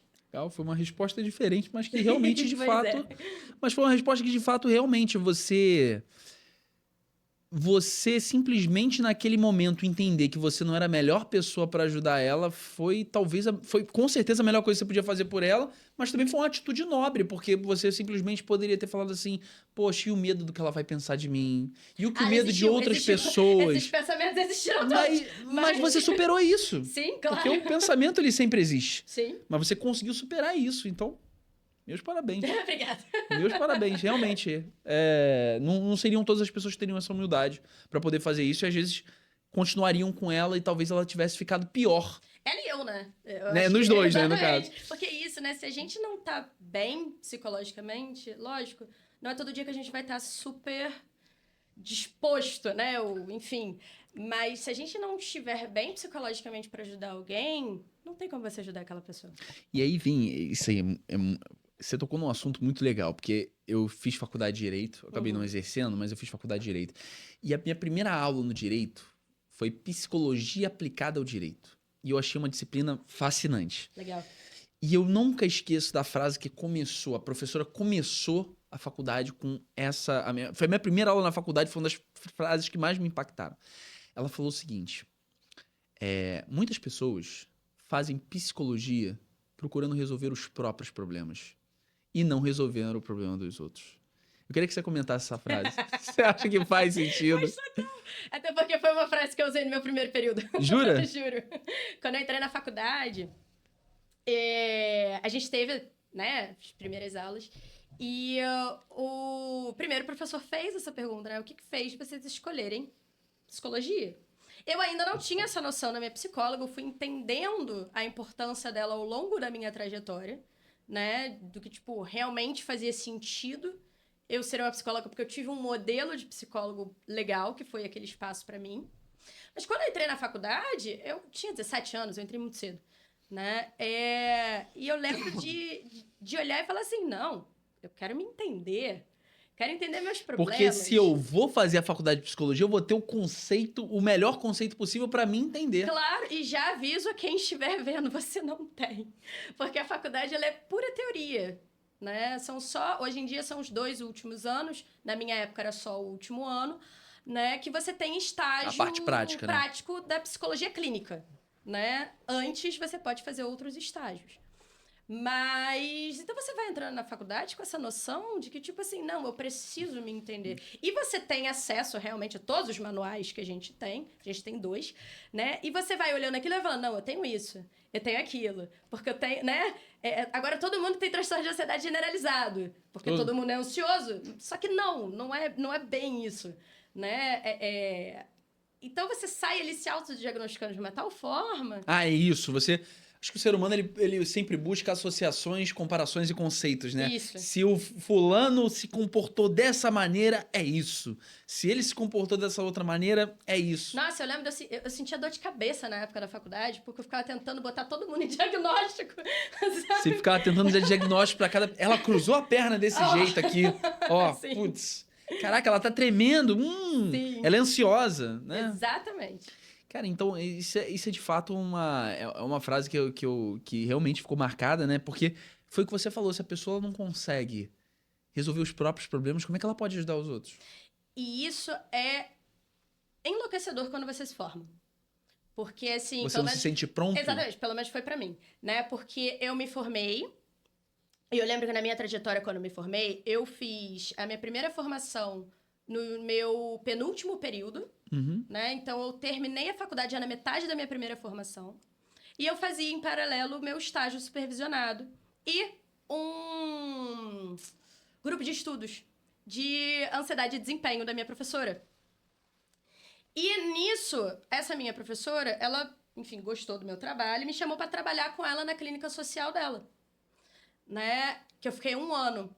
E eu lembro que quando eu me formei, foi, assim, assustadora essa ideia, né? De que eu não sei nada. E é mentira, óbvio que você sabe, porque você já tá tendo ali algum tipo, né, de entendimento, enfim.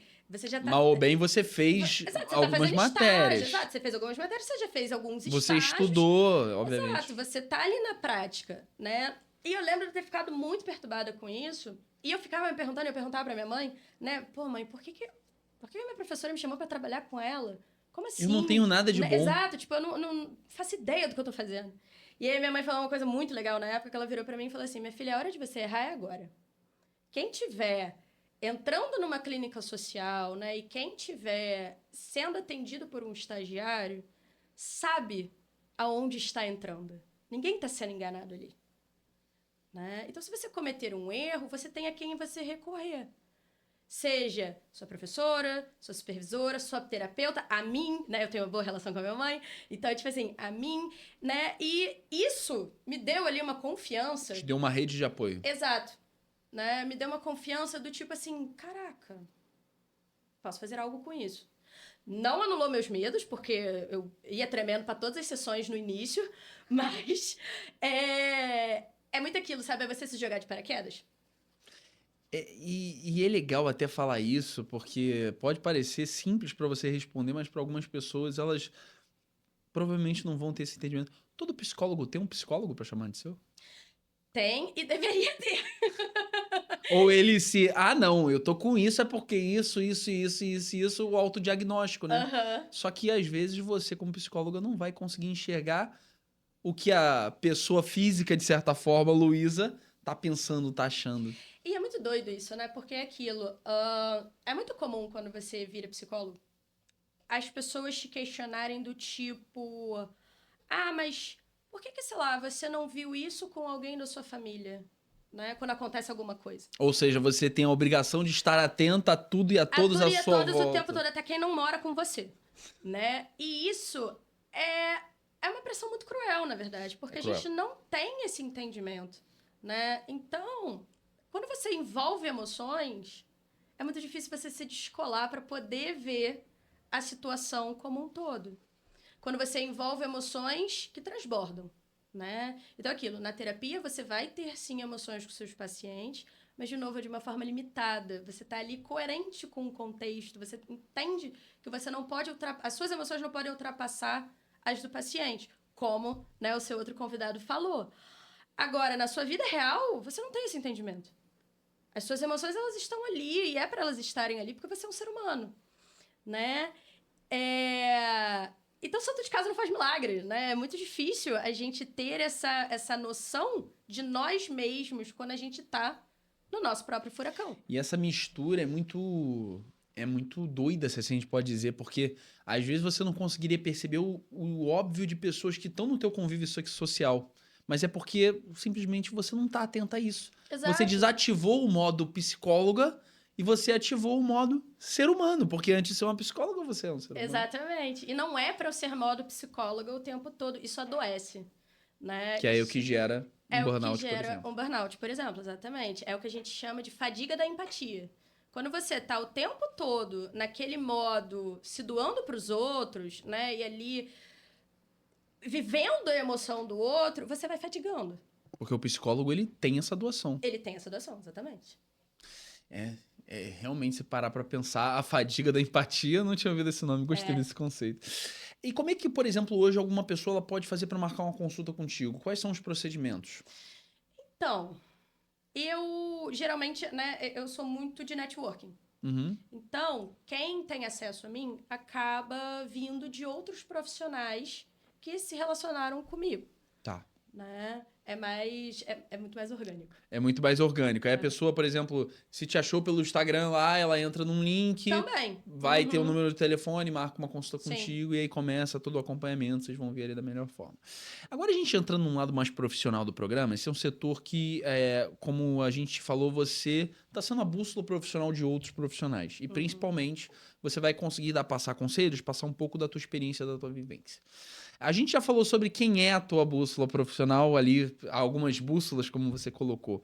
Mas você hoje, como a bússola profissional de outros profissionais que estão assistindo, qual conselho você daria para jovens psicólogos ou profissionais jovens que querem ser psicólogos, que estão entrando no mercado de trabalho? O que você gostaria, talvez, de ter ouvido e que você pode ter esse espaço para falar agora?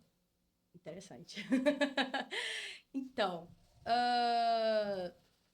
eu vou falar primeiro, né, assim, os conselhos que eu escutei e o que eu levei pra frente. Legal. Né? E depois eu falo o que eu acho. Mas eu lembro de quando eu me formei, eu escutei de tudo um pouco. Né? Dos piores aos melhores conselhos. Dos conselhos. piores aos melhores. Vai fazer concurso público. Né? Não tô dizendo que é ruim, tá, gente? Não é sobre isso. É o que serve pra você e o que não serve. Exatamente. Então, né, vai fazer concurso público, vai entrar em clínica social, vai abrir o seu consultório sozinha ou com alguém. Então, assim, tem vários caminhos, né? Ou então criar sua rede social. Tem vários caminhos. Mas eu acho que uma coisa que eu aconselharia, né, assim, que eu acho que faz muito sentido, é estudar. Infelizmente, na psicologia, você tem um investimento financeiro muito alto. Jura? Juro. Né? Em que cursos, grupos de estudo, né, ainda são muito caros. E mesmo que não seja, você tem que fazer um monte. Porque você sai da faculdade e, genuinamente, você não sai preparado. Né? Você não sai ali com a maior segurança teórica, vamos botar assim, do mundo. E se sair com essa segurança, é preocupante. E se sair com essa segurança é um pouco preocupante, exatamente, né? Porque é aquilo, assim, o psicólogo ele tem que estar sempre estudando, se atualizando, né? Não só pela abordagem dele, mas pelas questões sociais, pelos transtornos, né? Então, é uma coisa que a gente tem que estar sempre atento, sempre estudando e sempre, o legal, né? Participando das coisas. Congresso, simpósio, tudo isso eu acho que acrescenta muito na carreira de um profissional recém-formado. Um outro conselho que eu daria, além do acadêmico, né, além dessa parte mais trajetória profissional, sendo bem honesta, tenha sim as suas referências, né, suas bússolas profissionais, mas não esqueça a sua, né? Então, Não pegue os exemplos de todo mundo, esqueça de quem você esqueça é. de quem você é, porque isso é altamente problemático, talvez, né? Quando a gente fala da relação terapêutica. Porque você acaba não sendo exatamente coerente com você mesmo. Então você se apresenta Você pro se seu... perde de si. Exatamente, você se apresenta pro seu paciente como um personagem. Isso não é legal. Então, eu lembro que quando eu me formei, eu queria muito... Você pode ver, eu sou cheia de tatuagem, né? E eu queria muito fazer tatuagens desde sempre. E eu lembro do meu pai virar pra mim e falar assim, minha filha, né? Cuidado e tal, não sei o quê, como é que os outros vão te ver. E eu tenho certeza que ele falou isso com todo o amor e carinho Sim, dele, claro. sabe? Preocupação. E eu ficava tipo assim, não, mas as pessoas têm que gostar de mim pelo que eu sou, Sim. né? Do tipo assim, se os meus pacientes não quiserem ter uma psicóloga tatuada, eles não vão ser atendidos por mim. E eu lembro que eu bati isso no peito, meu pai até depois virou pra mim e falou assim, legal, né? Ele admirou isso também. E hoje em dia é isso, eu sou esta pessoa, eu me apresento assim no meu consultório, né? Falo da maneira como eu falei aqui com você. E que se eu estivesse fazendo um personagem, a gente não estaria se conectando dessa forma. Muito bom, realmente. Se você. E olha como é que é engraçado, né?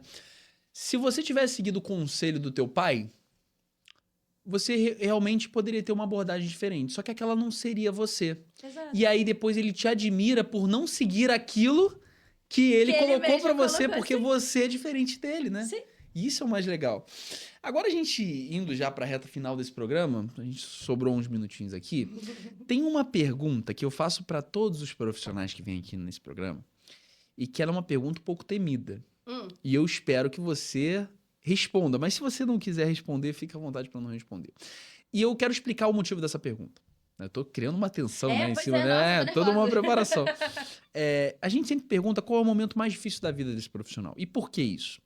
Porque você, ao longo da tua trajetória, da tua vida, da tua vivência, você passou por algumas dificuldades, como você já citou, por exemplo, o burnout. Não sei se esse é o momento mais difícil da sua vida. Mas a ideia dessa pergunta é fazer com que você mostre pra gente uma dificuldade que você teve e como você superou essa dificuldade. E aí fica a pergunta pra você. Qual foi o momento mais difícil da sua vida? Bom, até agora, né? Até agora, óbvio, a gente não Pois sabe o dia é. de amanhã. Mas sim, o burnout foi um dos momentos mais difíceis da minha vida. Eu fiquei muito assustada nele, né? E a partir dele eu comecei ali, né, todos os estudos de mindfulness que eu falei, né? Eu fiz parte de grupos, mas aí eu fiz pra mim, né? Tem isso assim, a gente estuda muito pelos outros, mas às vezes é bom a gente fazer por nós, E o né? conhecimento pelos outros não é o mesmo que precisa ser pra você. Não, não é. E aí eu fui por esse caminho, né? Eu lembro de ter procurado a yoga, de ter procurado mindfulness, né? Que foi ali um grande respiro pra mim na época. Acontece que em 2022 eu tive um outro burnout, né? Então é isso, assim, essas estratégias, elas não são cura, elas ajudam, né? E quando eu tive meu segundo burnout, eu entrei em um certo pânico, porque eu falei assim, meu Deus, o que que eu estou fazendo? E eu lembro que nessa época, foi 2022, eu tava...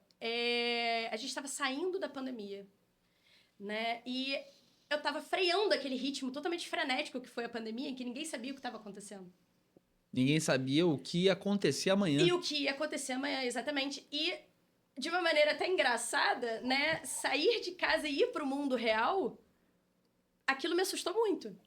Do tipo, e aí, e agora? E eu lembro Será que alguma coisa mudou? Será que eu consigo lidar da maneira que eu sabia lidar antigamente? Né? Eu fui questionando muito as minhas capacidades pessoais. E isso me levou muito a questionar a minha própria profissão. Né? Do tipo assim, caraca, aquele pensamento bem de iniciante. Se eu não consigo lidar comigo mesma, como é que eu vou ajudar o outro? Né? E eu lembro que aquilo foi um caos. O que eu fazia, eu pensei seriamente em largar a psicologia, né? Em dizer, tipo, meu Deus, mas eu não sei fazer mais nada. Porque desde os 14 anos era isso que eu queria fazer. Né? Para onde eu vou, o que eu faço. Eu fiquei muito perdida mesmo, assim, foi bem complicado. Né? Mas, quando eu entendi de que talvez fosse necessário dar um passo para trás, do tipo assim, cara, tá, vamos reduzir o número de pacientes, né? Vamos me conectar a coisas que são mais importantes para mim no momento, para que eu possa ir me reconectando de modo geral comigo. E em 2023, eu ganhei meu cachorrinho. Eu ganhei meu filho, o Jack. E ele me ajudou muito, né, nesse sentido. Porque eu saía de casa e eu tinha que cuidar de outro ser, literalmente. Então, a gente vai descobrindo, seja a partir de um cachorro, seja a partir, né, ali de atividades que façam sentido pra gente, que vão tendo propósitos, a gente vai se reconectando. E as coisas vão começando a voltar pro lugar. E foi aí que eu voltei a gostar do que eu fazia. Né? A sentir ali realmente que o que eu fazia estava tendo algum propósito. Ou seja, a tua estratégia foi seguir a vida com base em outras demandas que iam aparecendo, criando novas responsabilidades, buscar entender que, de certa forma, as coisas passam também, né? Sim, e principalmente me conectar comigo, com as coisas que eu precisava no momento, e não as coisas que eu achava que eu deveria estar fazendo. Não, e o mais legal disso é que a pessoa que tá aqui na minha frente, a Luísa, a personalidade dela é formada com os gostos dela, Sim. da forma que ela se veste, da forma que ela é de maneira geral. Isso forma a Luísa. E principalmente a paixão dela pela psicologia. A partir do momento que você questiona se a psicologia ela seria o teu caminho, você de certa forma está se perdendo de si. Total, pra mim aquilo ali foi assim... Quem sou eu? Exato, foi ruir a minha existência, sabe? Foi É. uma coisa assim muito dramática. Né? E foi só uma fase, né? E foi só uma fase. Mas é aquilo, reconstruir isso demorou. Não foi rápido. Não foi de imediato. E nem tem que ser, né? E nem tem que ser. Cada um vai ter um tempo e da forma que vai lidar com isso. Eu acho que a última pergunta, na verdade, essa era a última pergunta, mas eu lembrei de uma que eu não fiz, que eu acho que também pode ajudar jovens profissionais que estão entrando no mercado de trabalho.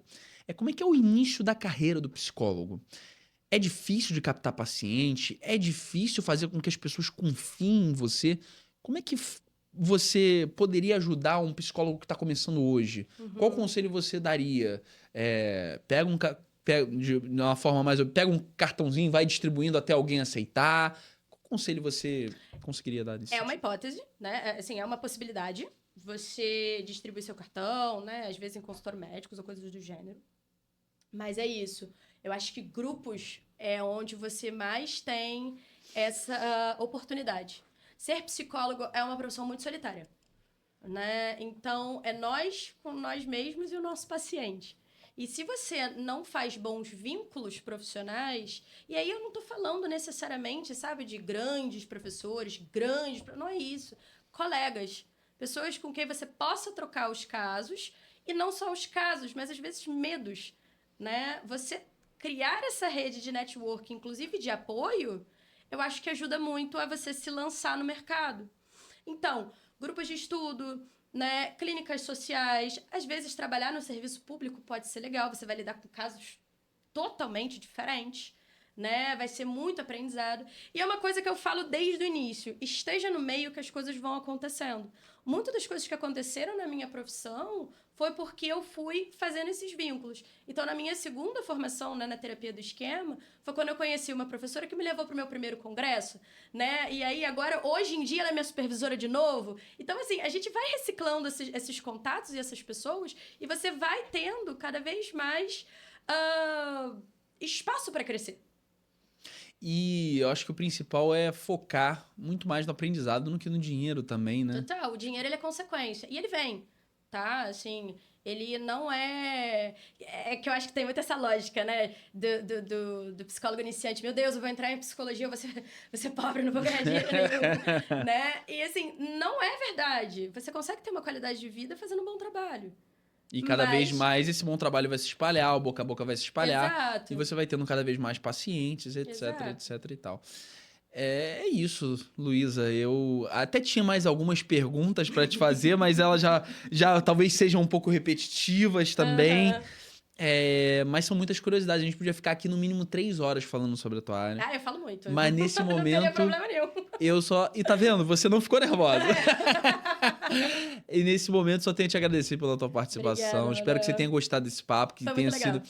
uma forma de você revisitar um pouco a tua trajetória, que tenha sido uma oportunidade para você falar de casos e de conscientização para pessoas que não acreditam ainda que a psicologia pode ajudar a sociedade de uma maneira geral. E pra gente finalizar esse programa, eu queria que você olhasse para aquela câmera ali e desse um recado para os seus pacientes ou então para futuros profissionais. A câmera é toda sua. Talvez esse seja o momento mais difícil do programa. Eu acho que esse é o momento mais difícil. Um recado, tá? Não tenham medo de começar, né? Se joguem de paraquedas. Eu acho que é o melhor conselho que eu posso dar. Tendo, lógico, né, cuidado para onde vocês estão indo e consciência, autoconsciência. Ajuda. E façam terapia. E façam terapia. Muito importante, né? Luísa, mais uma vez, muito obrigado pela tua participação. Obrigada, Manuel.